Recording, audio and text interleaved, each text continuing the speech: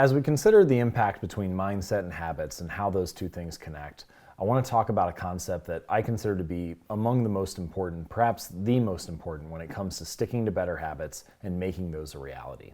And that's a concept that I refer to as identity-based habits. So let me give you an example. Usually when we talk about building better habits or achieving a goal of any type really, it's a two-part conversation. We talk about the outcomes that we want to achieve, and we talk about the actions that we have to get there, the plan that we have for achieving those goals. But it usually stops there. And so we can think about behavior change like the layers of an onion, I guess. The outermost layer is the outcome or the result that you want to achieve. And that's like losing 20 pounds in the next 6 months, for example. The next layer in is the actions that you take to achieve that result. So for example, doing 20 push-ups or working out 4 times a week. But usually we stop at that. I think that there's one layer deeper of behavior change, right? One layer beneath the actions that we take. And that is our identity, or the type of person that we believe that we are. And rather than trying to achieve our goals from the outside in by setting these goals and then hoping that we can stick to the actions and behaviors that we desire, I think we should set goals from the inside out.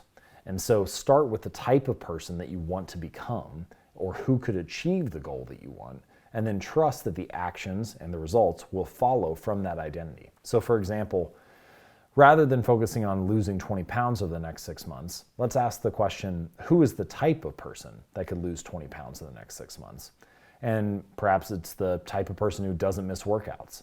And if that's the case, then we simply focus on becoming the type of person who doesn't miss workouts rather than worrying about how intense the workout is or what we actually do during the workout or what the result is or how much weight we lose. And once we become that type of person, then we can shift to focusing on optimizing and improving the habits from there.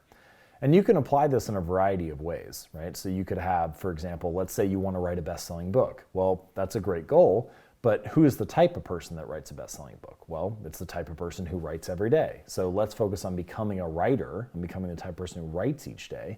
And once we have that identity, even if it's only writing for 5 minutes a day, then we can start to focus on improving the actions and thinking about the strategy of using those 5 minutes to write a book or scaling those 5 minutes into 15 minutes each day and so on. But build the identity first and trust that the actions and the results will follow from there. And this idea that identity is at the core of behavior change aligns very well with the mindset interventions that we've talked about previously. If you can shift your mindset, if you can shift the identity that you hold about yourself, then you often open yourself up to using and capitalizing on many of the resources that are around you. For example, if you take the writer example and focus just on becoming the type of person who writes for 5 minutes each day, you'll probably start to see all sorts of opportunities for becoming a writer, for capitalizing on those 5 minutes here and there, for finding space to perform that habit. Meanwhile, if you had started from the outside in and focused on how do I write a best-selling book, well, then you start to see far fewer opportunities because the goal seems so large and the identity does not match with the type of person that you are.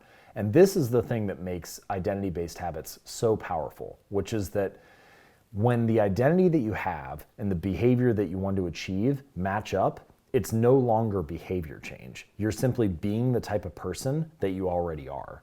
And so once you're able to shift your identity to match up with the type of outcome that you want, you just get to play things out in a normal way rather than feeling like you're trying to force yourself to become something that you're not or to feel uncomfortable and get into a new situation that you feel uneasy about. You're able to match up the type of person that you believe you are with the type of outcomes that you want to achieve.